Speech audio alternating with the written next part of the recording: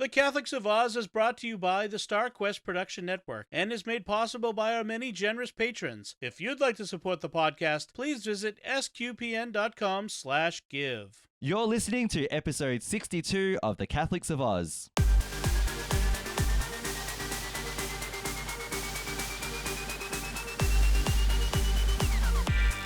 The Catholics of Oz is a show where we discuss faith, culture, and what's been happening from an Aussie perspective. Whether it's synods or science, apostolates and apps, providence or productivity, you can hear it right now on The Catholics of Oz. Hello and welcome to episode 62 of The Catholics of Oz, brought to you by the 6th lockdown of Victoria. But here we are, we're going to keep going, we're going to stay positive, and we're going to give something back to you as our wonderful audience, wherever you are in the world. Joining me today is my lovely sister, locked down but not forgotten, Caroline Knight. Caroline, how are you today? I'm feeling quite locked down, yeah. Just a little bit, yeah. Oh, what's going on? What's happening here? Yeah. This is number 6, isn't it? We are approaching the number of Fast and Furious movies. We're getting closer. Yeah. How many lockdowns till Christmas? Yeah, I heard that one. Yeah, that one too. Yep. And also locked down, not forgotten. Here with us. I feel like we haven't podcasted with you for a while, Lino. Lino Sabal. Lino, how you going? I'm good, guys. Look, first of all, we're about the 6th lockdown here in Australia. Well, Victoria, for Melbourne. And I have a little confession to make. Uh-oh. So I have to start by saying, Father, for I have sinned. It has been a long time since my last confession. But during this lockdown, I have been listening to boy bands. Oh, wow. Oh, I can't think of a penance for that one. For some reason, I've been listening to boy bands, and the majority of it will be One Direction. But anyway, it's just something. serious. It's serious. I just wanted something a bit more uplifting and a bit more bouncy, and look, I love my rock, I love my R&B and everything, but I just wanted something more. I don't know, something a bit more punchy. But I was like One Direction. Yeah, One Direction is punchy. Bit poppy, yeah. Very pretty, poppy. Actually, pretty that's poppy. Yeah, that's because you're beautiful, Lino. Don't. Now you have got that song on my head. Now I know every word of that song now. Every How beat. did we get here? I have no idea. gosh. I have no idea. Oh, wow. But it's just something just during this lockdown, just to bring, I don't know, just bring some positivity in a sense. Get some rhythm and instead of looking, I'm so bored. It's another lockdown. We're gonna do listen to podcasts. Listen Lino, to of course, yeah. Oh, yeah, I was going to say, as soon as our churches open up again, I'm sure Archbishop Comensoli will hear your confession. He'll counsel you back to the light side after this. Don't worry. Probably, yeah. I guess. So here's an album of the new New Kids on the Block. I go, oh, thank you. Oh, That's now you got that. okay. Yeah. I don't mind New Kids. I used to love them. I used to love New Kids on the Block. Yeah, that's right. Yeah. And there you go, wow. Step by step. Where have we heard that from the lockdown? They are very wise young men. They were. That's right. That's right. Oh wow, we got into boy bands and we're not even in the entertainment section yet. That's amazing. I know. Yeah. All right. Goodness. Yeah. You might. So for everyone who's listening, you might see that we're just maybe a tiny bit loopy at the moment because we're back in another lockdown. Sorry about that. Yeah. Look. Like I said. Apologies. Yeah, like I said, we are remaining positive. It is challenging at the moment, and not as challenging as other parts of the world. But so the last episode that Caroline and I recorded with Uncle Gillar Michael Anderson, so that was episode 61. We were actually in lockdown at that time. Yeah. Then we came out of lockdown, and now literally a week later we're back in lockdown again. So, So for those who are not in Australia, the situation basically is that that Australia has not vaccinated enough yet. I think from what I remember reading in the latest in the newspaper was we're about 20% vaccinated in terms of first and second doses. Yeah. But we're very short on supply of the Pfizer vaccine. I'm not going to get political, but we're very short on I'll just say we're short on the Pfizer vaccine. We need more. We need more. Yeah. And all of the young population of Australia, when I say young, I mean up to the age of 40 years old, are not eligible for it yet because of the short supply. So they're working on it, and they're not even eligible for AstraZeneca currently. Oh my goodness me! Unless you are in a pandemic high pandemic areas such as New South Wales at the moment. Yes, and to the state of New South Wales, we feel for you. We've been there. We know what you're going through. It hurts to watch it. It really does. Exactly. Yeah, and I know that some people have had state rivalries and a bit of humor about it, which is fine. But at the end of the day, we also understand that there are real lives and real people, and we are praying you out of this, and we are really hoping that that you'll be able to recover as quickly as possible and be free again. We got like friends and family there too, so we definitely have to pray for them and everyone else is going through this. Yep. To our auntie, Sister Miriam, and all the nuns there, we know that you listen, and we're praying for you as well. So we haven't forgotten you. Yes. Yeah. Yes. Stay strong, Australia. We're going to get through this eventually. Somehow. by about 2051, I think we'll be out of this for sure. Yeah. I think by that time we'll be able to go on spaceships. We'll still be okay. We'll go bye COVID. Hello Mars. Yeah. All right. So before we continue, we've decided to have a casual episode today, just to give ourselves a bit of mental break. But before we do continue, just a reminder to everyone who is listening to like the Catholics of Oz on SQPN's Facebook page. Whenever there are posts about us there, please like and share and get the word out. Thank you for the couple of likes that we do see. We do notice, and we're so grateful. Thank you so much for that. It does make a big difference. It makes us a bit happy that that people are giving us a bit of attention, and that we know that we're sharing some content that they like. So thank you so much for that too. So facebook.com/StarQuestMedia is where you can find that, and also on Twitter, where you can find the handle @SQPN. If you're new to listening to the Catholics of Oz, first of all, welcome. You can subscribe to the show on Apple Podcasts, Google Play, Stitcher, TuneIn, or your favorite podcast player. Also, the Catholics of Oz and all the other shows from SQPN are shared on YouTube. So you can just go to SQPN at YouTube and find them all there, and you can subscribe. Don't forget to hit the bell to get notifications when new episodes are released. And also, if you're on your favorite podcast player, whatever it might be, if you hit that magic 5-star review and write some nice things. By the way, a couple of people have done that, and again, we've noticed, and we're so grateful. Thank you so much for that. So it helps us to share the show with new people, and meeting new people and being with people, even in these challenging times, is what we're all about. And while we're the ones who are talking and you're the ones who are listening, we always welcome feedback, whatever that feedback might be.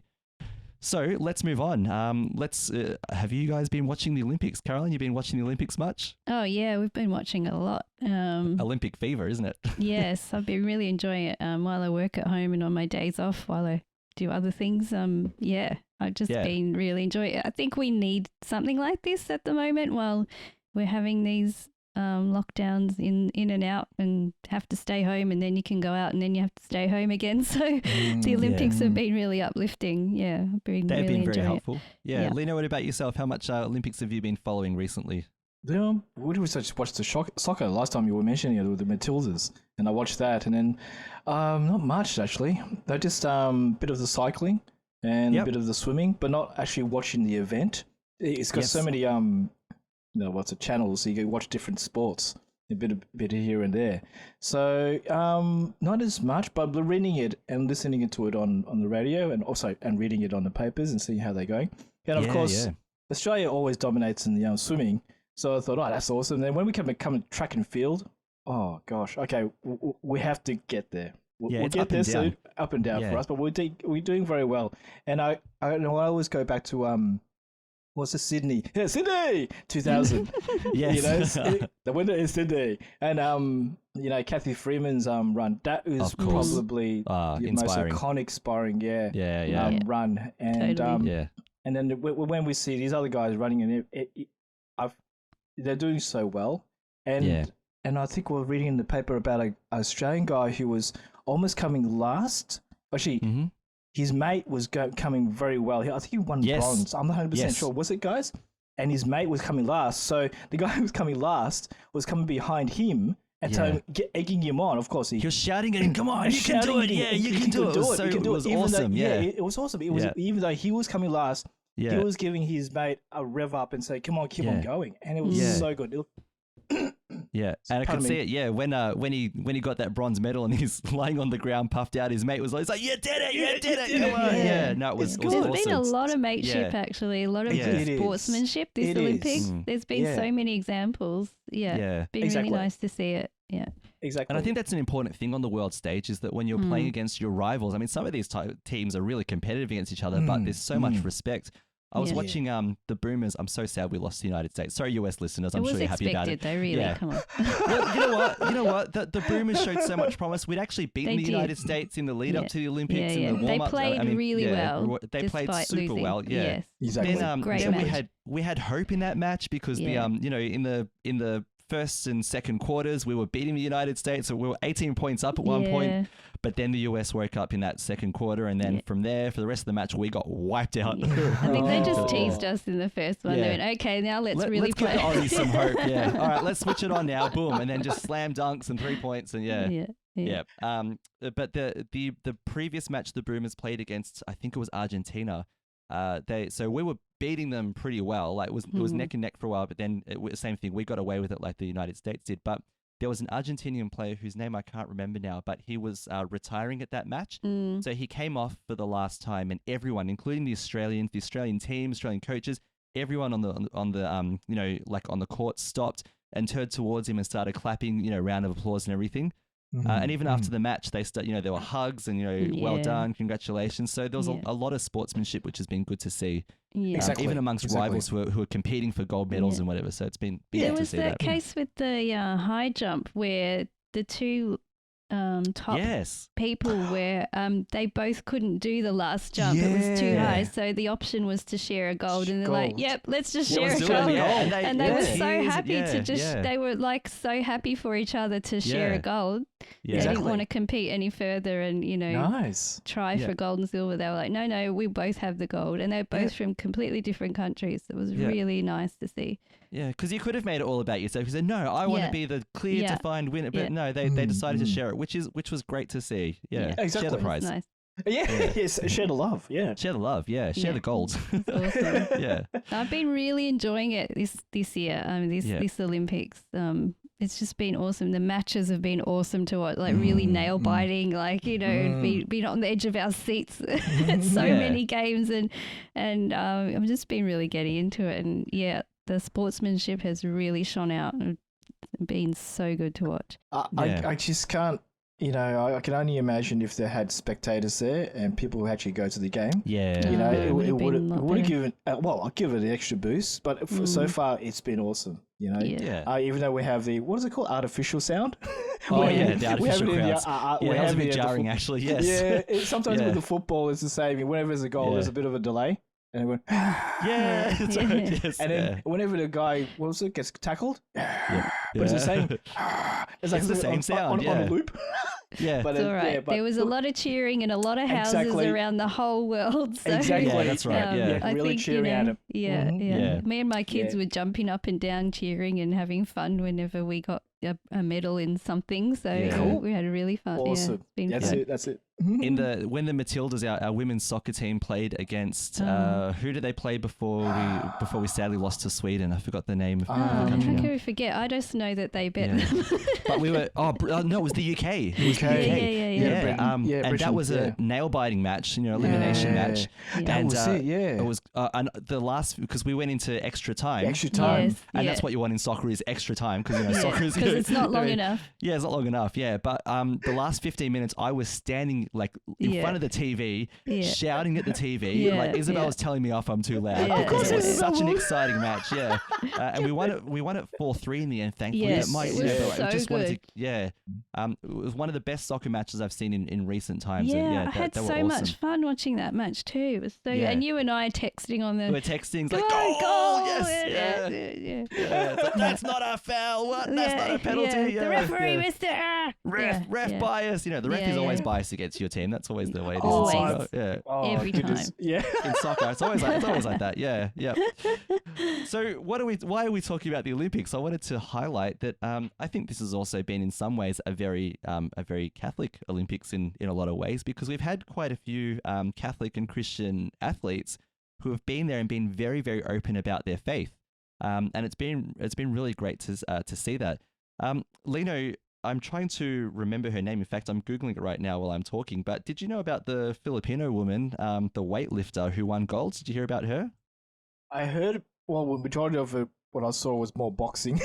for some reason. The Filipinos like to fight. Anyway, but no, I didn't hear about the weightlifter. Well, no. Her name is Hidalyn Diaz, and she won gold in weightlifting. She's 30 years old, and she actually does a lot of social work in the Philippines, helping disadvantaged people as well. Oh, awesome! Wow. But but when she got her gold medal, first of all, her reaction was beautiful, just the tears and the joy and everything. Mm-hmm. But she credited God and her faith straight away. She straight away said this, gave it all to God and said, talked about her faith being her motivator for getting as far as she got. Exactly. Which was beautiful.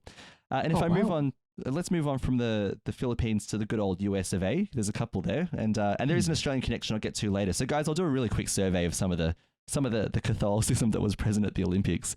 So there was also Grace McCallum, who is an Olympic gymnast.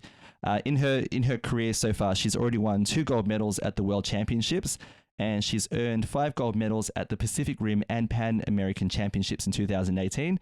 And she's quite accomplished as well.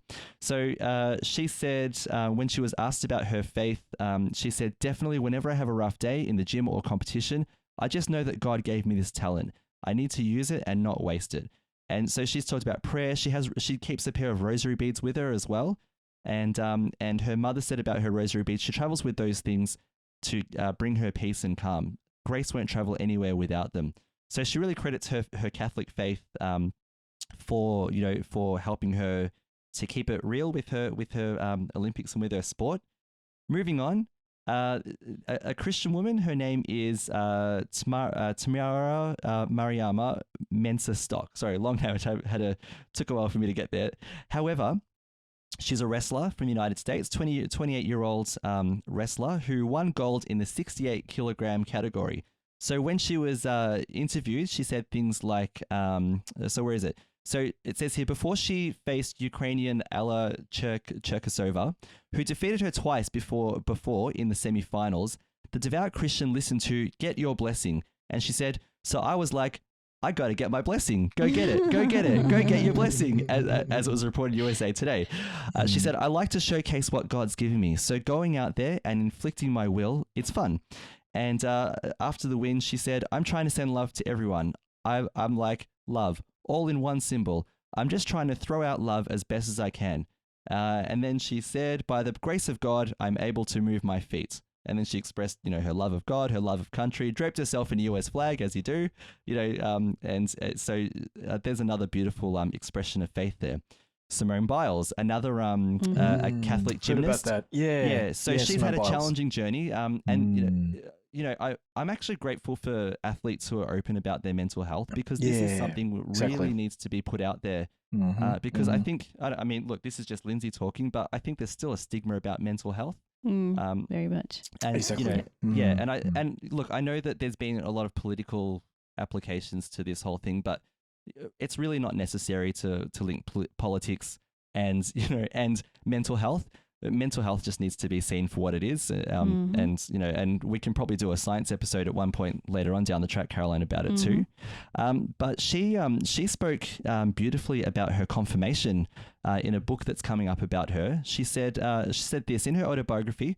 Biles expands on her Catholic faith and relates in one of the chapters her experience receiving the sacrament of confirmation. "I marched into St. James the Apostle Church that Sunday in a line of teenagers with solemn faces. In a way, our procession reminded me of a medal ceremony, except that no gold, silver, and bronze medals would be given out. Instead, our prize would be something much more powerful.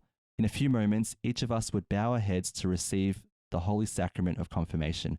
I had chills when I read that. That's beautiful. Beautiful thing. It says here, as another example, the death of a close relative greatly impacted her childhood years, and during the funeral, she was deeply moved by the hymn, "Here I Am, Lord." It instantly became her favorite hymn and helped her through the grieving process. So she's done a lot to link her sport to her faith as well. She also carries rosary beads with her and talks about how she says prayers before she competes. So, like I said, again, more evidence of lots of Catholicism there. I've got And then a she couple more. ended up going to. I actually managed to catch her routine when she finally did her routine, and she got a bronze. And she's absolutely magnificent. What an athlete! She's a really talented, beautiful athlete. gymnast. Really is. Yeah, and it is nice that the Olympics lets us see the best of the best. The people have put in years and years, exactly. and put it on like a showcase for the world. It's really good to see. And the way they're judged, it's like we think they're amazing no matter what they do. And then they're judged on these tiny little imperfections, which could lose them a couple of points here and there. And, and they miss medals just by tiniest fractions, by a tiny bit. Yeah, that's right. Yeah. Yeah. Another one now, a bit competitive for us, is Katie Ledecky. So, yes. So, very competitive with our very own Ariane Titmus, who was So they have a really good rivalry. Not a like I remember seeing a Channel 7. So Channel 7 has their poolside interviews. Yes. And the reporter managed to get both of them, Ariane Titmus and Katie Ledecky, together in an interview. Yeah. And it was beautiful hearing them talk about each other and how much they respect each other for what they do. Katie Ledecky has been asked before about her Catholic faith in the Olympics, and she said, "My Catholic faith is very important to me. It has always been and it always will be. It is part of who I am, and I feel comfortable practicing my faith. It helps me put things in perspective." She was asked, "Do you still say a Hail Mary before each race? How did you decide upon the Hail Mary as your go-to prayer?" And she said, "I do say a prayer or two before any race. The Hail Mary is a beautiful prayer, and I find that it calms me." So she's, talked about her faith, and she's in other parts of this article that I've got here. She talks about how she's happy to be open about her faith and her sport. So not to hide it. I'm not just the swimmer. I'm the swimmer who believes in Jesus. So there's some beautiful things that she said there. And yes, there's some competition going on. She denied us a couple of goals, but we love her anyway. I've got to say, she worked hard for it, though.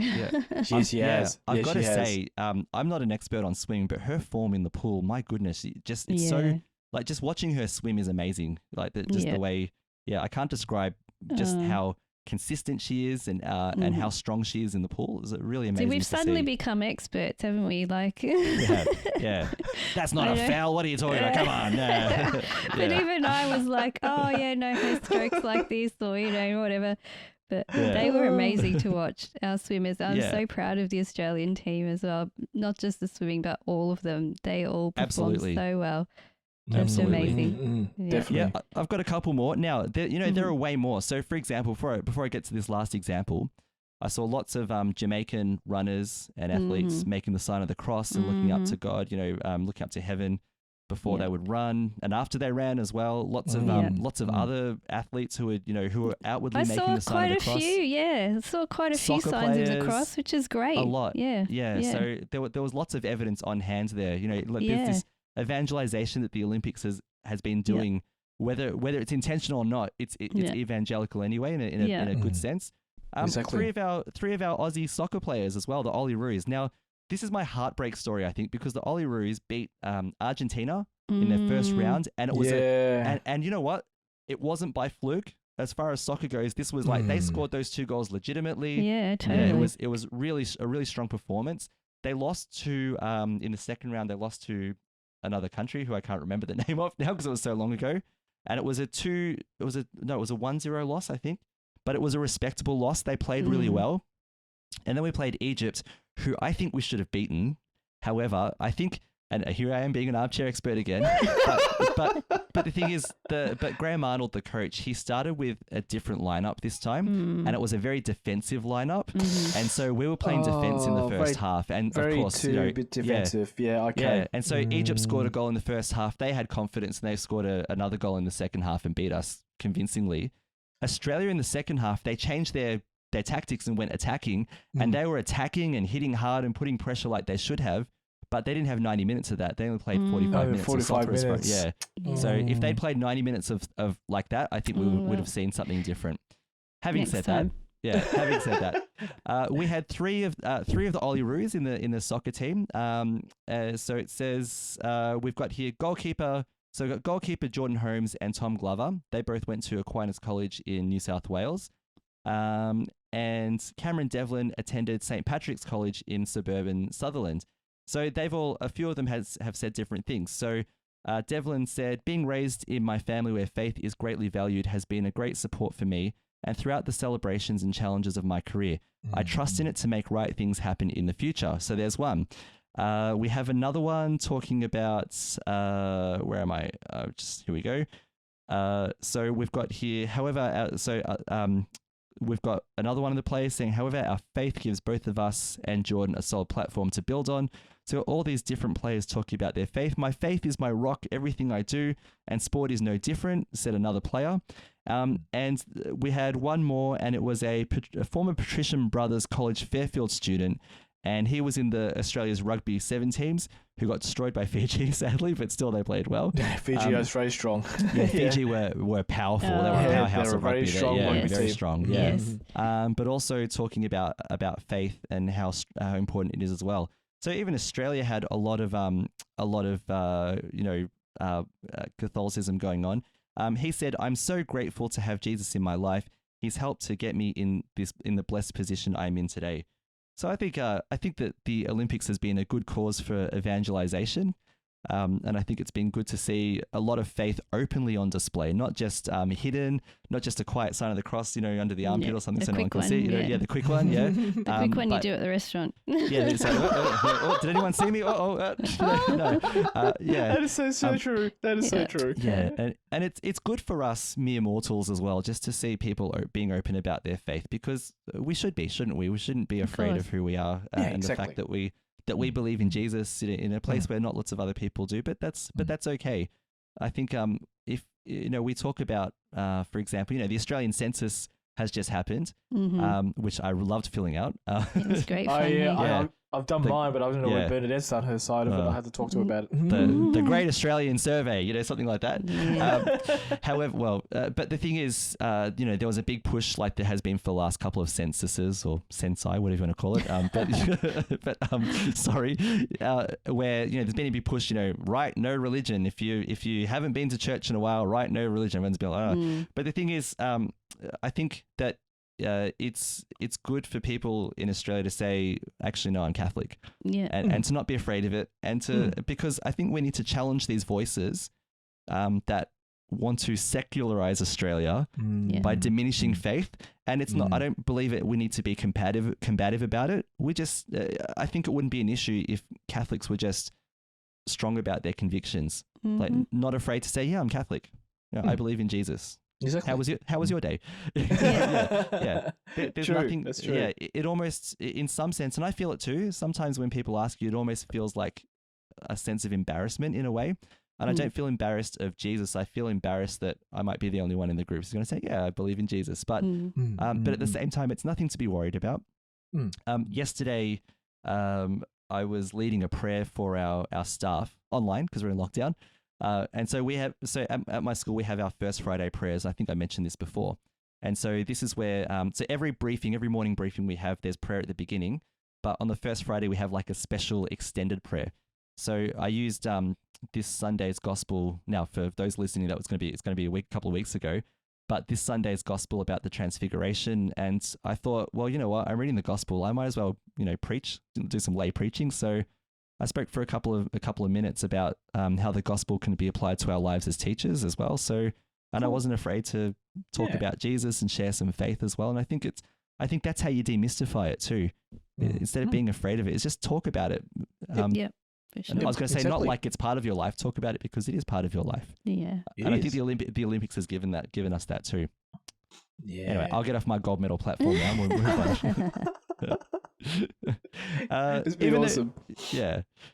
Anyway, do any of you want to say anything else about the Olympics, faith or not faith? Anything else that was a great moment in the Olympics?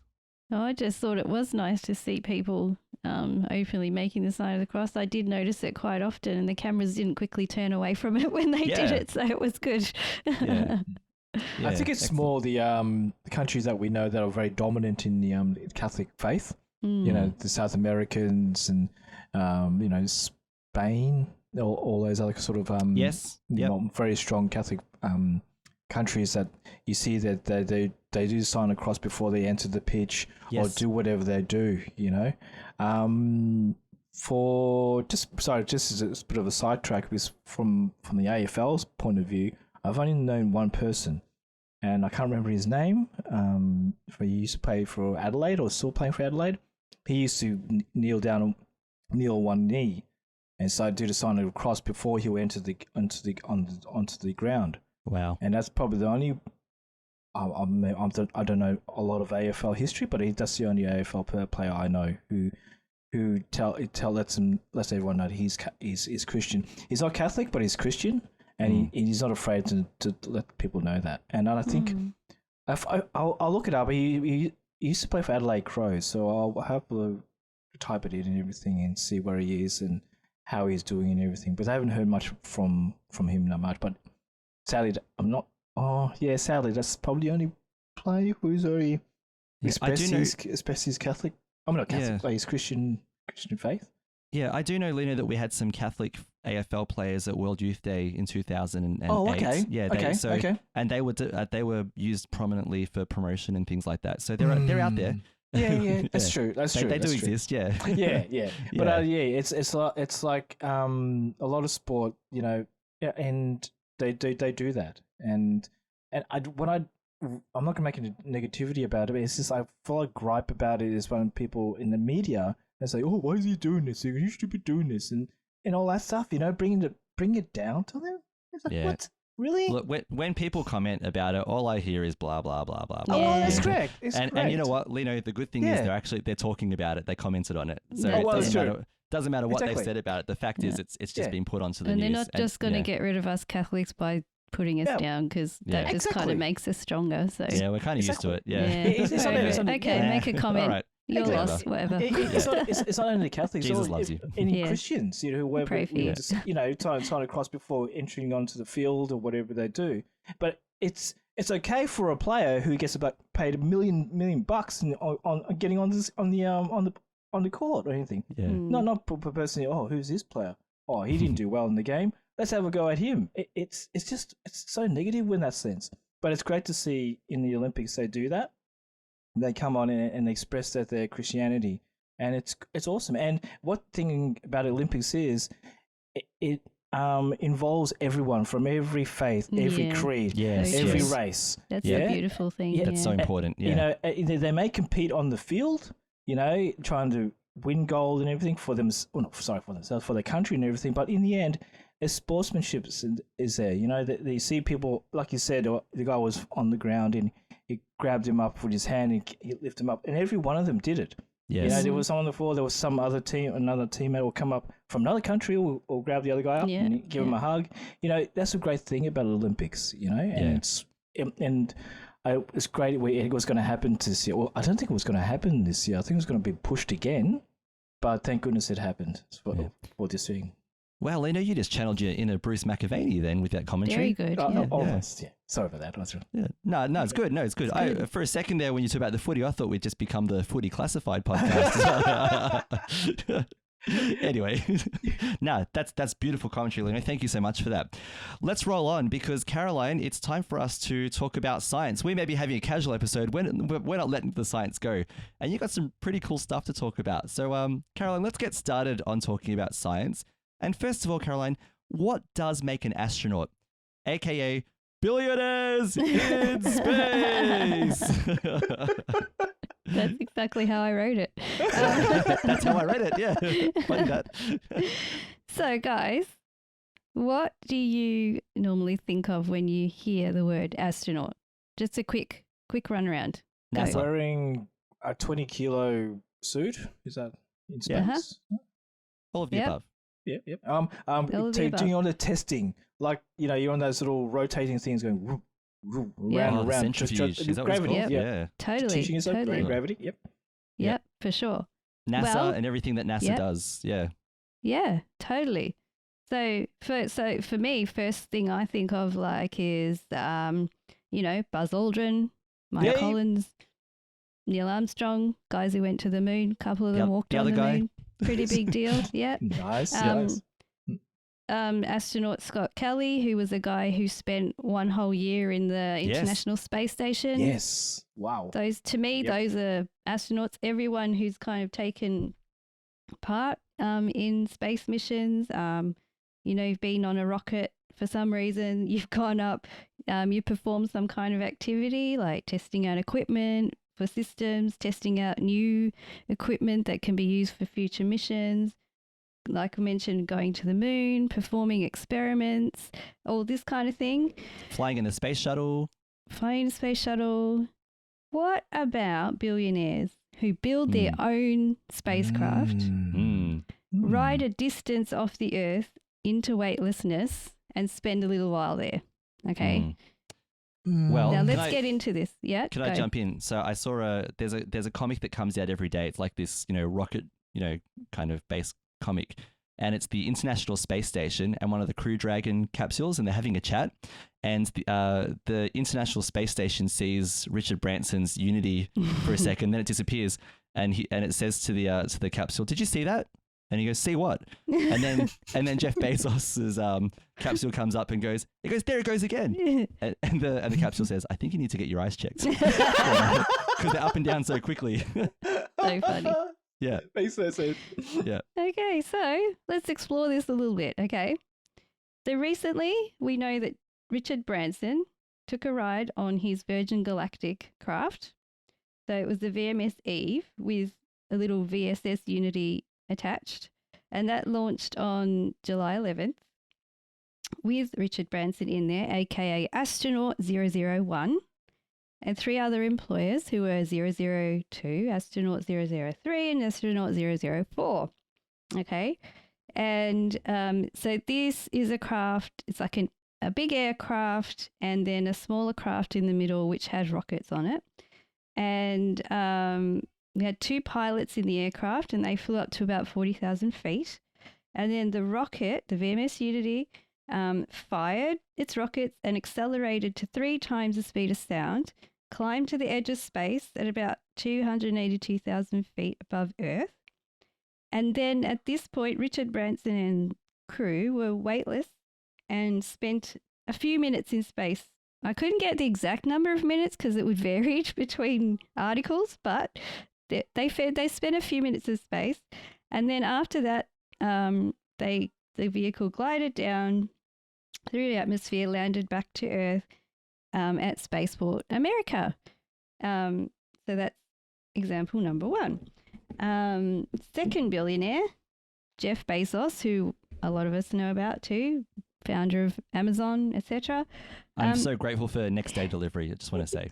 Me too, to be honest. Yeah. Me too. No, anyway. Seriously, I ordered a box of tea bags on Thursday and I got them on Friday. I was like, thank you, because that was my lockdown tea. So I was so grateful for that. And not to mention our toilet paper subscription in this That's time. true. There's that as well. Yeah. There is that. Oh, wow. But anyway. Okay, wow. Yes. You never knew that Giving one. away secrets. Anyway. Down secrets.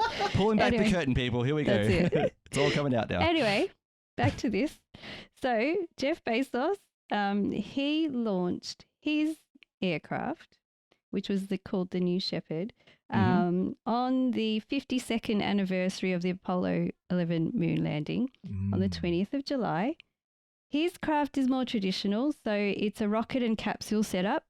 And he took his brother Mark, which was very nice of him to include his brother on the mission. I don't know if I'd include you, Lindsay. Oh, my Thanks. goodness me. That's I all right. might. You know what, I'm going to build my own capsule and go on my own, so I don't need let's yours. do that. Yeah. Okay. Hey, guys, I think Paul's on the way already, so he's probably built one already. He's ready Our to go, brother Paul. Paul, yeah, definitely. Yeah, He's smarter than both of us. But anyway. Lino, don't worry. You can come on my capsule, all right? You can be my wingman anytime. Look, it's just done now. Everyone has their own capsule. But anyway, so Jeff Bezos took his brother Mark. Wally Frank, who's actually, it was an 82-year-old lady who's actually a woman pioneer of spaceflight. Yep. Which for me was the best thing about this launch, by the way. She's an amazing woman. Yeah. Yes, absolutely. Yeah. And an 18-year-old student also got the privilege of going up. So their rocket launched, and about 2 minutes later, the capsule separated from the rocket and continued to climb up to the Kármán line, 100 kilometers up. And the capsule reached about 351,000 feet or so. And they managed to get into space, into weightlessness. They were doing somersaults and tumbles and having a nice time up there in space for about 4 minutes. After this, the capsule started to go back down to Earth and parachuted its way down back to the West Texas desert. Now, when they came down, not immediately, but after that, Richard Branson and Jeff Bezos both got presented with their astronaut wings. So obviously they're astronauts, right? Let's see. What does NASA say about what does it take to be an astronaut? Okay, so astronaut has a few requirements. So be a US citizen. Okay, so that rules all of us out. Sorry. Right. So not for us. Okay. Possess a master's degree in a STEM field, including engineering, biological science, physical science, computer science, or mathematics from an accredited institution. What about theology? Surely that should be, it should be STEAM, not STEM. Come on, guys. STEAM, I like that. Yeah. Very good. Cool. Yeah. Yep.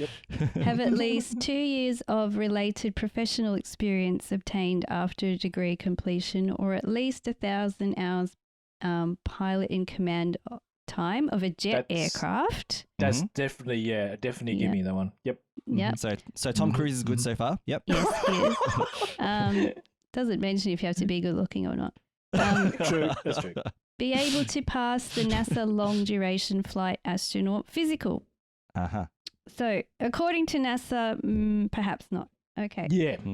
Okay. So what about the FAA? So that's the Federal Aviation Administration. That's in America. So to receive your commercial astronaut wings, you must, so they had to meet the requirements of flying above 50 miles, altitude on an FAA licensed or permitted vehicle. But then on the 20th of July, which was the day that Jeff Bezos went up into space, a new criteria was added, which was those who fly on commercial space missions must also have demonstrated activities during flight that were essential to public safety or contributed to human spaceflight safety. Well, he did. Jeff Bezos was throwing Skittles in weightlessness into people's mouths. I'm surely that counts, right? Demonstrated activities during the flight that were essential to public safety. Oh my goodness! If those Skittles travel fast enough, they're pretty dangerous. So they can be. They can be. Yeah. So yes. Choking hazard? I mean, Anyway, That's a I good just question, thought because I was curious, they're going into space, yes. And in my mind, I was like, I'm not sure if that really does qualify you to be an astronaut, because to me, the classic astronaut is what we spoke about before. Yeah, exactly. You train hard, you study hard, you work really hard. Yeah, all those heroes of space travel, yeah. That's right. And you go and do something for the advancement of mankind in some way. Yeah. I'm not sure if, personally, I'm not sure if space rides count towards that. Maybe you can be an honorary astronaut. Maybe, I've been to space and you get your I've been to space wings and then the T-shirt, a T-shirt. I've been to space, I've been to space and all they bought me was this lousy T-shirt. Yeah, something like that. Yeah. I'm with stupid in space. Yeah, something like something like that. Dodgy tourist T-shirts. Yeah. I mean, look. Yeah, the cap, yeah. and my other opinion is that, so people are saying, oh, look at these billionaires spending their money on rockets. Yes, I get that idea. But why do we have to have, they can spend their money on other charities too, and probably they do. But it's also cool to be spending money on technology that comes from independent people, as far as, because then we get different ideas on how we can do things like flying an aircraft into space and then launching a rocket off it is pretty cool. I thought that was good. And so we do get side technologies from these things. So the $28 million that was the winning bid for one of the seats on Jeff Bezos's flight all went to charity. Well, there you go. So so they are, there's some questionable things that we might think about, some of this as well, but they are trying to do the right thing as well. There are some good elements too, and they come from the view of being a billionaire, like that. That's how they know how to be. So that's just how they are. That's right. But when you say, the other thing though, is when you say now everyone has the opportunity to space for the grand sum of $250,000 or to $500,000. Yeah, 400 plus. I'm still not quite sure if everybody has the opportunity to space, because I practically have to sell my house. But if I sold my house and had 2 jobs, I reckon I might be able to have a shot at space. Yeah. Yes. Yeah. Well, exactly. for 4 minutes. Yep. Yeah. So there you go. That's interesting. Yeah. Well, that's a good point. Well, that's a very good point, Caroline. They're not astronauts. From my mind straight away, they're definitely not astronauts. You've made the ruling. Yeah. Well, like you say, Caroline, they haven't done everything that NASA. Well, this is NASA's criteria. They haven't studied this. They haven't done this. And the only what have the billionaires have done in a sense? They've given the money for all the engineering, all the manufacturing, all everything to make these. Yeah, but they have gone through and made sure everything's all good. Okay. Yeah. Do the launch, boom. Do a launch, boom. All that stuff. It's the testing, okay? That's all good about it. But you can't call yourself an astronaut if you're going to go on there and just float in the air. That's I don't know. For me, that's not being an astronaut. Maybe their engineers could become astronauts because they've done Oh, that. yeah. Yeah. Oh, Maybe. yeah. Yeah, exactly. Yeah. Exactly. My understanding is that I need to look this up because I wish I'd looked it up before the podcast, Caroline. But I think Richard Branson actually does qualify for all of those things. I think he actually. Okay. Some yeah. people, okay. some are saying yes, he qualifies. Some are saying no. So it's going to be debatable. Yeah. Yeah. But what they've probably done is now all the future tourists that go up don't get to be called astronauts now. Yeah. Which is fair enough. Yeah.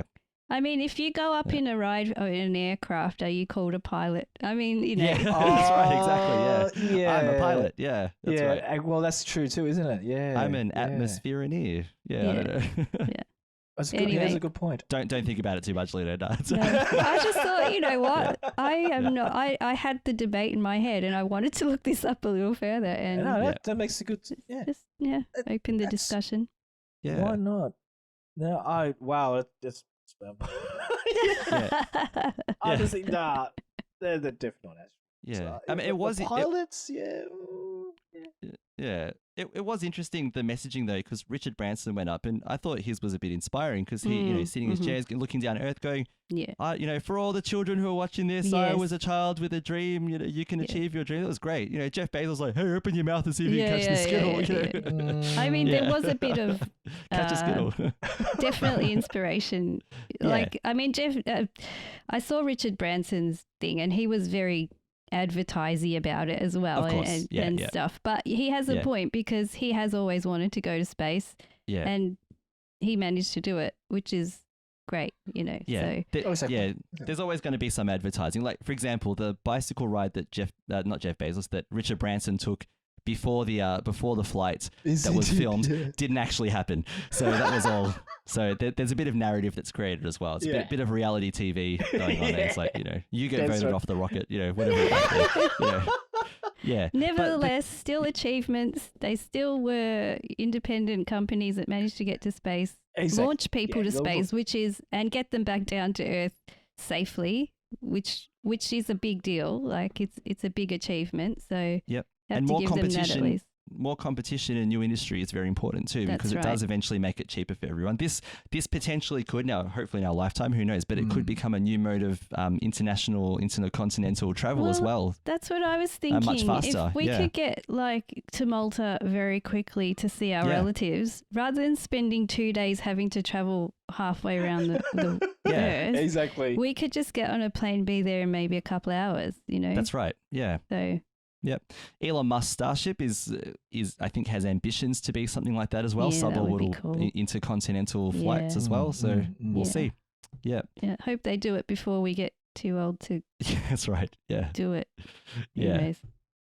All right, Caroline. Now this is our you and our younger sister Marilyn and our mother, our dear mum, have gone a little bit bug crazy lately. We have, and I think this might be a bit lockdown induced. But you've all been purchasing insects as pets. Yes, and I think this is actually it's really awesome that this is that you could we have access to this. Yes. And you bought yourself it was a spiny leaf insect, I think it was, which looks really cool. Looks like some alien creature. Yeah, and totally. were you holding it on your hand? Is that what you saw photos of? Yeah, I was holding it so on we'll have to share that with everyone on our Facebook page. Definitely. But tell us about keeping spiny leaf insects and keeping insects as pets. Okay, so just a bit of background. I was that kid who used to pick up bugs, and my friends would be like, yeah, and run away.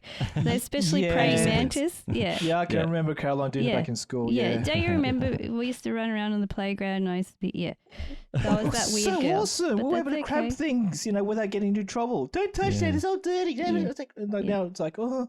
But back in our days, we're just touching everything. It's all we used to play in the I'm going to put it in my mouth for a minute, Yes. What does this bug taste like? Yeah. Anyway. Which did you grab? No, it's ground spaghetti. Yeah, that's exactly. it. Yeah. Anyway, so yes. So then, yes, our sister Marilyn had been talking about wanting to get spiders. Now, I'm not going to get spiders because there's a whole way you have to look after them, and they're kind exactly. of it's hard work. And if they escape, they have no chance in my house. So I'm putting that out there. And I think they're too fast. When you hold them, they crawl on your arm. And as much as I love all creatures, it would still freak me out a bit.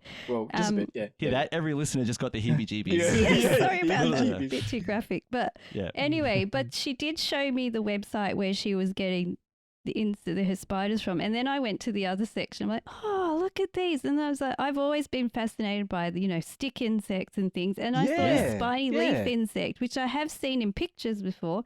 I had no idea you could get one as a pet. And I was like, cool. And then I read how to look after it. And it's not hard. And she's a little herbivore, which means I don't have to feed her other bugs, which is perfect. Thank goodness. So, yeah.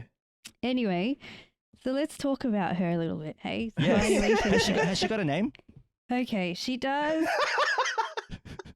It's another one of those combinations where I name her a bit and then the boys add a bit more name onto it. Yes, right. So she is called, actually I wanted to call her something else, but this is how she's called Leafy, the pile of leaves. Okay, that's what. Okay. When you ask two young boys under 10 to name an insect that looks like leaves, that's what you're going to get. Leafy, the pile of leaves. Yeah, gotcha. so I just call her Leafy. Yeah. Okay, she does look Leafy. Leafy. Yeah. So awesome. Leafy is a spiny leaf insect, which is the species Extatosoma tiaratum. Okay, and she is native to Australia. She's a type of stick insect belonging to the group of insects called phasmids. Now, she's going to grow up to about 20 centimeters long. So it's about about my hand or so. Yeah, wow. Now, that's the females. The males only grow about 11 centimeters long. Of course, the females are bigger than the males. Oof. They are. Someone's got to be in charge around here. I know. That's right. And the reason why she's called a spiny leaf insect is she literally looks like leaves. Okay? Yes. She looks beautiful. like dried leaves. She's more Yeah. scary looking than she actually is. She's a very gentle thing. I put her on my hand and she just walks around. She's got used to me picking her up. She doesn't run up my arm very quick. She's just very, gentle. Yeah. The amazing thing about these, because they do look like leaves, they can camouflage themselves really well in vegetation. You could walk past and you will not see them. Oh, poor and they thing. also, Oh, no. That's it. And they also eat their habitat. Obviously, they're herbivorous. So, so there are other stick insects that you're probably more familiar with that do literally look like sticks. Sticks, yeah. Side note, Mum just got one the other day. Okay. Yeah, which she names Queenie. Queenie. Cool. She's the Cool, lady. cool. And then there are some that also look exactly like green leaves, which I've put myself on the waiting list to get one of these because they look amazing. Yes, Oh, I saw wow. that. That was amazing. Yeah. Yes. Yeah. I think I'll end up with a little collection. But anyway, so they're normally found in northeastern Australia, now found also in my kitchen. The males of the species have wings and can fly, which is another good reason to get the female, because if I got one that flew, my cats would be after it in a second. Oh, so no, it's I better can if I imagine. just, I don't need Yeah. a winged insect. So the males, the reason why they fly is that they're able to go in search of females, for mating. Mhm. And they're not so spiky. They're just that they look a little different. The females don't have wings, as I mentioned. However, one talent that the females have is that they can lay eggs without mating with a male. So if there's no males around, they will make little clones of themselves through a process called parthenogenesis. The eggs take about 9 months to hatch. However, if they had eggs through mating with a male, it would take only about 4 months to hatch. So obviously it's it's the better way to go. Yeah. But anyway, but here's okay, now we're going to get into the interesting things about this beautiful spiny leaf insect. So when she, in the wild, when they lay an egg, she'll just flick it with her butt onto the ground and it drops to the forest floor. Now, outside of the egg contains lipids or fats and organic compounds which actually attract ants. And the ants think that these little capsules, they look like little seeds if you look at them. They think that they are food. Now, there's a species of red-headed black ants who particularly like these eggs, and they will carry them to their nest. They'll eat the outer edible portion, and then they'll say, okay, we're done with this, and then just take it to the little ant dump, like little rubbish tip. And they'll just leave the eggs there, and then which keeps the eggs safe. So they're inside the little ant place and sit on the waste pile until it hatches. Oh, wow. When the little baby hatches, it's called a little nymph. Oh, nymph. Yep. Here's another amazing fact. They actually resemble the red-headed black ant. Okay. Oh, really? How is that for evolution, natural selection, all Mind's that? blown. Yeah, wow. Okay. How? So not only has it developed to look like leaves, but now the baby actually looks like the ant. So this is kind of protective measure because it allows them to appear toxic to predators. So predators will leave them alone. They'll say, that's not the kind of ant we eat, so don't eat it. And then they're able to make their way up the trees. If you see video of it, it does look like a little ant as it walks. And then it grows to its adult size up in the tree. Another protective measure they have, and I've seen this with my little lady, is that the tail curls up and it looks like a scorpion. So she looks like she's dangerous, but she's not. And then also another measure of protection that I read about, which thankfully I haven't experienced, which I hope this means she's happy, is that they can emit an odor, which doesn't sound too bad. It can either smell like peanut butter, toffee, or vinegar. Hello. Yeah, and that deters predators away. So she'll just go, she'll make this, and then they'll go away. Cool. Not me. If it smelled like peanut butter, I'd be feeling hungry. Snack. Yeah, totally. Eating some toast. Another cool thing which I have witnessed now is that as they grow, they molt their exoskeleton, and as they expand in size. So what happened is I went to have a look at my little leafy, and she was hanging down from a branch. I thought, oh my goodness, what's going on? She was just still. And then I noticed at the top there was her skin had like come off. So she'd obviously been growing. And so she was molting. And cool.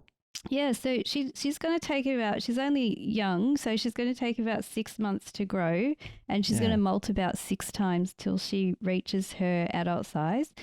And then once they're fully grown, they just spend their time blending into the environment, eating, making eggs, just being a spiny leaf insect, and live for about 12 months. So cool. Yeah, I just thought I had to share that with everybody. Yeah. I wonder if anyone who's listening has an insect pet or has children that have insect pets. Like there are kids that have ant farms and all kinds of other awesome things. That's really cool. And, it's been so educational, not just for me and my biology side, but also for my children. I've been holding it in front of them and teaching them about her.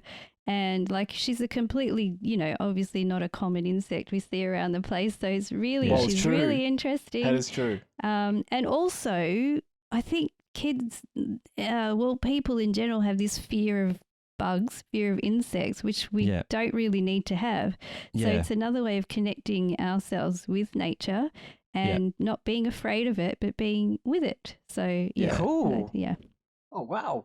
Yeah, that's awesome. I highly recommend her as a pet. Yeah, go for it. Yeah, thanks for sharing that. It's probably a good way to help people demystify their fear of bugs as well, to have these gentle creatures. That's true. That's and true. she looks fierce. She's spiky and everything. I mean, she doesn't feel spiky. She doesn't hurt my hand when I hold her, but she's very gentle. Okay then. Yep. Very gentle. Oh, Yeah. when you guys talk about that, I think of Bug's Life when the stick figure. The guy goes, every time I'm playing a part, I'm always a prop. Oh, Yeah, that's right. Yes, That's yeah. a good movie. Well, yeah, the stick. Yeah. the stick guy. Yeah. No, Yeah. that's awesome, Caroline. It's like, so Yeah. she lays eggs without even mating. Yeah. Yeah. Some Wow. species Survival can do this. technique, Some, yeah. Okay, some okay. different species Yeah. are able to reproduce. So yeah, if there's Yeah. no male around, they'll just be able to clone themselves basically and continue the species, keep it going. Yeah. Well, what a typical male, hey? You can just fly around and go, yeah, you go, shh. Different. Oh, jeez. Yeah. What a player. What a player. They are. Yeah. Well, if anyone else who's listening happens to have insect pets, send us your photos. Put them on our Facebook Yes. page or just at SQPN on Twitter, and we'd love to share and talk about those as well. All right. Well, let's move on to our last discussion for today, and we were going to talk about some things that were entertaining us. So, Caroline, you've clearly been riding the reality train, or the unreality train. I'm not sure, but why don't you tell us about the fast food TV you've been watching lately? Okay. What's up? So you all know, because I've mentioned it before, that we were watching MasterChef Australia, and then little Frankie, because we both love it, he realised that there's other versions of MasterChef on the Channel 10 Play app.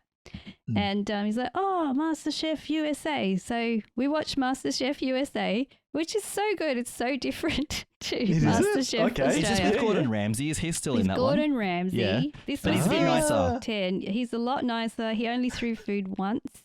Yeah. Only once, thankfully. Yeah. It was quite entertaining. It's a little more. It's how do you say? I don't know what to say, but it's more. I don't know. There's a lot more excitement, I guess, in it. It's not so energy, serious. yes. Yeah. Yeah. Okay, okay. But yeah, it was really, really, really good to watch.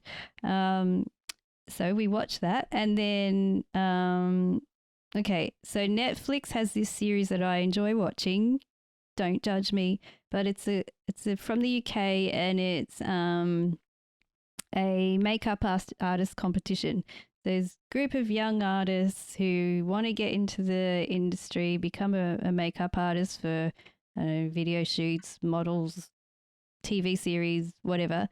I have a side note to tell you about that. And yeah, so it's just a series about that. These young people, performing a task every week and doing the makeup, and all of a sudden you become an expert on makeup and how they should have done it and all the rest. But yeah, Cool. but it's pretty artistic. They come up with some really artistic ideas and things. So yeah, it was pretty good.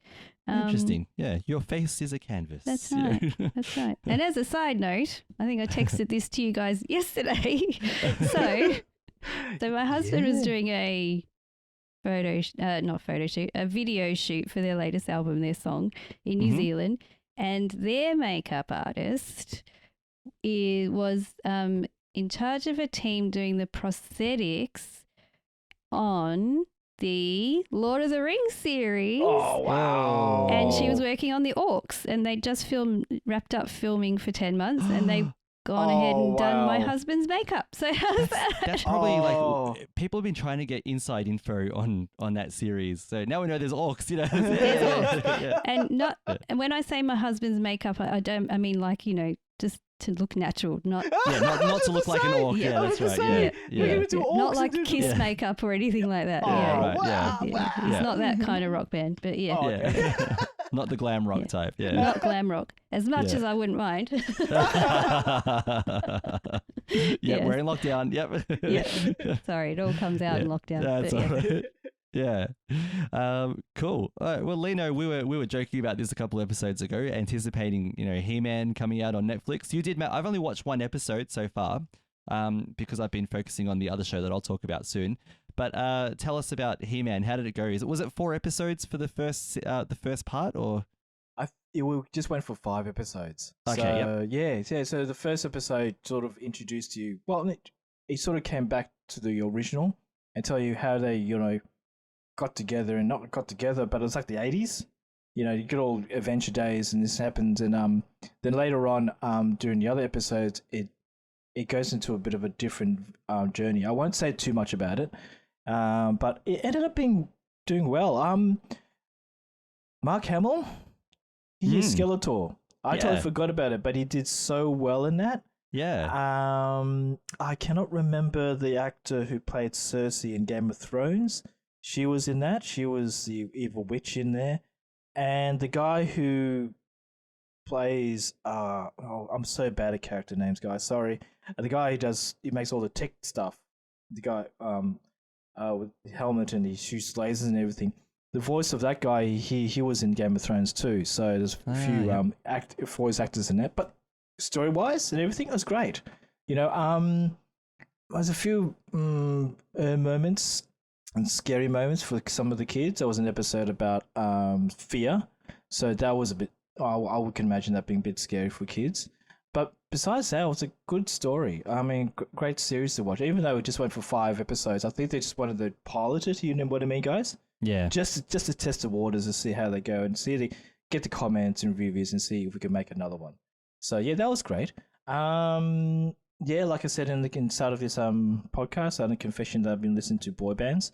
So that was just to keep me bopping around and pop and everything. So That's from Backstreet Boys to New Kids on the Block to Five to One Direction and everything. So and bit of Ronan Keating maybe, or what was his boy band? Boyzone. That is a sad thing. I remember that. Oh, it's another one I used to like. The Take one that Robbie Williams was in. Yeah. Oh, I still love Take That. I have no idea, guys. I just went there and just went. I have to listen to this, and sadly, I know one of One Direction's songs word by word, but I won't sing it. But, everyone who is listening who knows these bands has a song playing in their head right now. Exactly. There's just one particular, but I do. Yep. I know. Now I want to get my guitar and start playing the intro of that song. But anyway, so wait. Come on, hang on. Okay. Lino, what song was in your head while we were talking about this right now? No, we need to know. Come on. What makes you beautiful? Okay, Caroline. I want you back for good. All right, there we go. Yeah, and mine was Step by Step. That's it. It just popped in there. Boy bands. Yep. That's it. Okay. Awesome. And still watching Superstore, so that's a couple more episodes until we finish that series. Oh my gosh, you've been watching. You've been watching that till the turn of the century. Wow. I think we'll just sort of. I want to keep.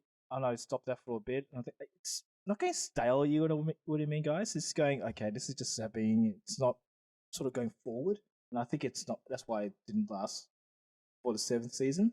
But I heard Brooklyn Nine-Nine's coming soon. There's a new season for that. I have been watching Rosehaven. Caroline mentioned this. What was it last year? Maybe. Yeah. And I said, look, I got to try this, and we totally love it. It is an awesome series. Of course, there's a few languages and adult themes and all that stuff, but besides that, not that bad though. It's not too bad. It's not too bad. Look, just Australian comedy. Exactly. I think the language is quirky, appropriate. Where what happens to what happens. Exactly. Yeah. But I'm trying to remember. I know Cecilia. Sorry to pronounce Cola. Yeah. And McGregor. I can picture them. McGregor's. Oh no, I forgot his first name. I'll have to it's Lockdown Fog. Don't worry. Yeah, they're brilliant. Brilliant together. Yeah. The scripting, the story writing, the comedy and the wittiness. It's so on tap. I like it because it's just so silly, just exactly silly comedy. Just like maybe the way me and Lindsay would muck around being stupid. Yeah, but a little funnier. Yeah. Look, there's a few serious parts of it. I think at the end of the first series, there was a serious serious part of it.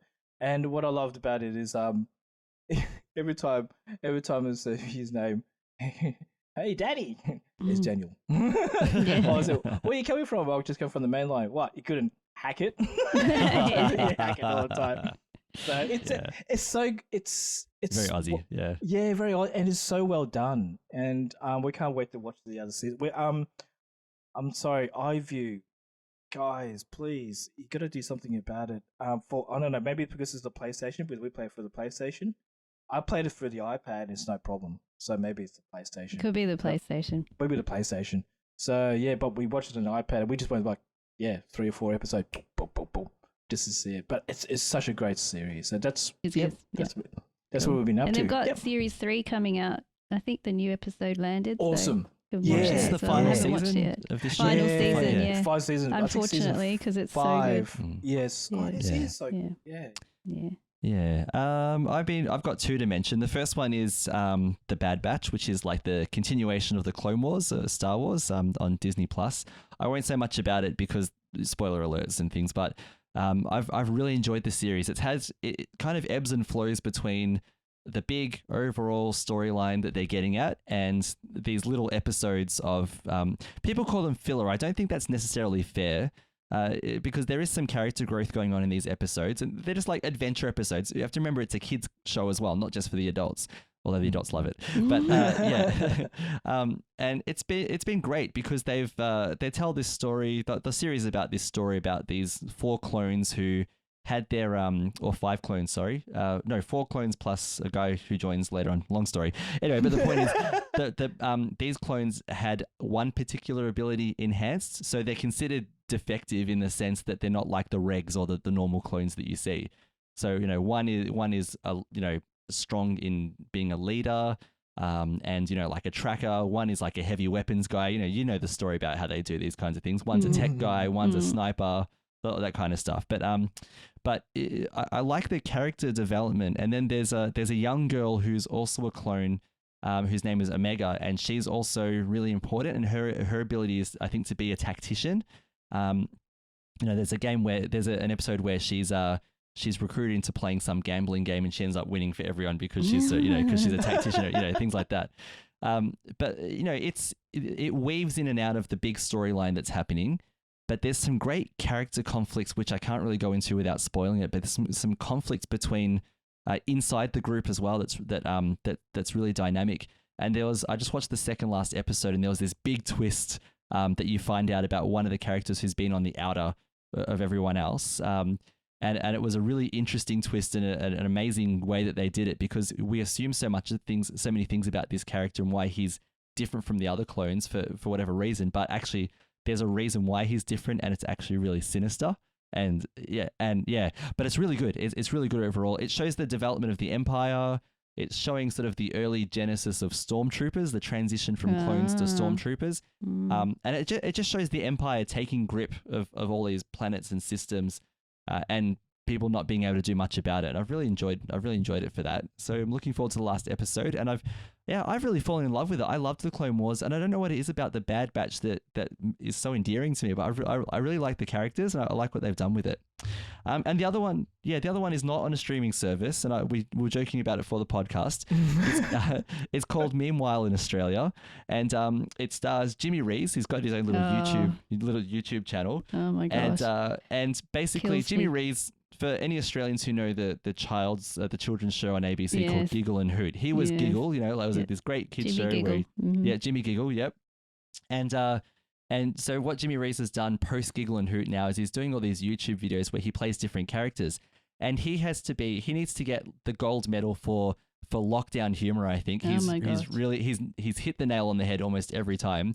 Where what he does is basically he plays each state in Australia. So he plays Tasmania, and he gets some idiosyncrasy, characteristic about each one of them, and then they're sort of competing with each other and laughing at each other, and plays characters from different suburbs around Australia as well, and all the different cliches about those suburbs, and it's really funny. It's not always for children because there's a bit of grown-up humor in there as well, but overall it's quite funny. And I think if you need to laugh about lockdown, if you need something to as a like a pressure release of because when I know that a lot of people in Victoria right now felt a real kick in the guts when when we've been out for 7 days and suddenly, and by the way, in that 7 days that we've been out of lockdown, we have been able to go visit our families. No. No. Because of transmission spread. Not allowed. So to most of us, anyway. So while we're at a physical lockdown, the mental lockdown of not being able to visit family has been, terrible. And so now that's going to be extended for a lot longer until we're out of whatever this one might be. We had a bigger amount of cases today than expected, which was so we're waiting to see what happens there, if we're going to go into 2 weeks or 1 week or whatever it might be. However, turning it back to the positive, yes. Jimmy Rees has captured it, that he's got all all the humor of the different behavior of the states. He does the voices really well. You know, he's got poor little. I love Tasmania because they're at the bottom of Australia. You know, and it's the one that no one pays attention to. So Island, yeah, so they've got a microphone. Really he's like, "Is everyone listening to me out there?" You know, that kind of stuff. You know, and Sydney and Victoria think they're the tops. You know, and like Victoria goes, "Yeah, we got in early. We got ourselves out of the virus, by going into lockdown straight away." Then suddenly a mask appears on his face. Like, what's going on? What happened? Things like that. So, yeah, really, really good humor. And Sydney being in lockdown, but not being in lockdown is, it's not a lockdown. It's stay-at-home orders. They're doing things like that. Yeah. So it's like, oh, okay, fine, it's a lockdown. And there's one episode where Sydney's, pointing at people, going, "Stay at home, get back inside, stay at home." Yeah. So just really, really good humor like that. Very so funny. So we'll put links to all those like in the show notes as well if anyone would like to watch. Worth it.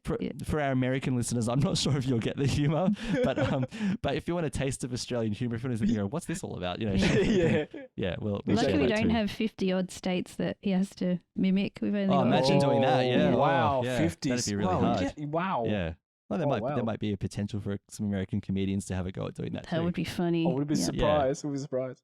Oh, Yeah. just before we finish, guys, I forgot to mention that because of the lockdown and we're trying to find a show that was so, in a sense, positive and just funny. Okay, I have to mention we watched Beauty and the Geek. Okay, More reality shows. Yeah. I know it's another reality show, but one thing I was telling you guys was I didn't want it to make it. I was hoping it wasn't be so catty. Yes. Or so dramatic. Just like I have to say it, like The Bachelor and bits of it. Yeah, exactly. About tearing each other down. Look, and it was great thing was the only thing that I really liked about it was the contestants don't have to find love all the time. You can find that connection of just being friends, and I think that's what makes the show great. You've been paired with a geek and a beauty, but you don't have to really find that romantic side of it. So that's what I've loved about the show. And look, we've watched it all through this lockdown and everything and what's going on. But Bernie and I will just we enjoyed it. Even her at times where she was even crying. Wow. With some of these contestants, I know some reality shows, some contestants you could feel what's it called? Fake. Artificial. Artificial. Of course, yeah. But these kids, or not kids, adults in the sense, young adults, that they are genuinely trying to find how to be more confident, and then you got a geek and you got a beauty, and then you got two different worlds, and you're trying to put them together and see how it goes together. And this first season. Even Sophie Monk was saying it on the Today Show, which on Channel 10, on Channel 9 as well. She was saying like the next season, I don't know how they're going to get great contestants because this season, she said she saw it legit that they were all trying to make themselves a bit much better than each other with each other. Sounds like they got more than they bargained for, but in a good way. It is. Yeah. It is. Yeah, it is. Look, if you have a chance to watch it on Channel 9, give it a go. You're almost convincing me to watch it. It is funny, some of the geeks are going, well, even though, you think, oh, that's so nerdy, but then you got the beauties trying to do what the geeks are doing, and then you got the geeks doing what the beauties want to do. Yeah, right. Yeah, so you got both worlds trying to get into each other's world and understand each other. Yeah. And I must admit the last episode I was like, ooh, a bit risky. That's a Magic Mike. That's all I have to say. Okay, all right. And I think that's where we're going to stop. Yep. All right. Yeah, well, thanks for that. I mean, it's always good to see people trying to break barriers, and hopefully that's what they were able to do. All right. So we want to thank everyone for joining us for this special edition, lockdown edition of it feels like every episode's becoming a special lockdown edition lately of episode 62 of the Catholics of Oz. Before we go, though, we would love to thank some patrons, the people we are grateful for who are keeping this network going, who are giving Catholics of Oz a platform for us to share our podcast, and we're really grateful to them. And today we would love to thank Sandra S., Stephen R., Donald S., Christina H, and Patrick R. I was wondering if Donald S might be Donald Sutherland. I wonder if he listens, but I'm sure it probably isn't. Yeah, but whoever you are, Donald. But whoever you are, Donald, we're really grateful. And we're also grateful to everyone who prays for this network as well. The prayers are so important. This is how we build the kingdom of God, through our prayer and action. So thank you for those who do pray for us. And please do consider praying for us that we continue to do the work that we're doing and hopefully do it well. So we want to thank them. We want to thank them for their generous donations at sqpn.com/give. They make it possible for the Catholics of Oz and all of the shows on StarQuest to continue. And if you would like to join them in being a patron, you can join them by visiting sqpn.com/give. Also, we'd like to know your thoughts about today's episode. Tell us about if you have pet bugs. I'm really interested about this now. Me too. Tell us if Jeff Bezos is an astronaut or not. You know, we'd love to hear some of those things. And did we miss any Catholic Olympians? I'm sure there were a ton of them. So, are there any others that you know of that have great stories? We'll share those stories on the show if you know of any as well. Please do that for us. You can you can leave comments and see our show notes at sqpn.com/Oz, spelt OZ. And while you're on the SQPN website, you can sign up for the Insiders Club newsletter, and you can get updates about all your favorite shows. That's at sqpn.com/about/newsletter. Or if you're a North American listener, you can join the fan club by the fan club mailing list, I should say, by texting StarQuest to 66866. That's send StarQuest to 66866. You can also visit the SQPN Facebook page at facebook.com/StarQuestMedia. And you can also join us. You're warmly welcome to join us at our Catholics of Oz Facebook page as well at facebook.com/Catholics of Oz. And you can talk about our latest episodes with us there, or share photos of your pet bugs or anything else like that. We'd love to see that.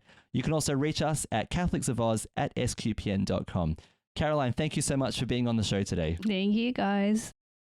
And Lino, thanks so much for joining us as well. Oh, it's been totally awesome. Astronomically awesome. I know, there's something bugging me about this episode too. Yeah, you're welcome. You're welcome. 1,000 people just hung their head in shame. I know. Yeah. Lockdown. Yeah, that lockdown humor.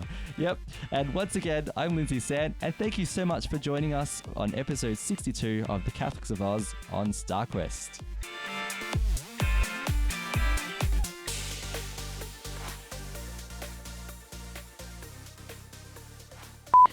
Lindsay was teasing you about your poor bug. I know. Sorry, your insect again. How Actually, dare you? Whenever we put a picture of our bugs, he puts a picture of a flamethrower, but I wasn't going to say that. There's an outtake for you. There you go, Dom. There's an outtake for you.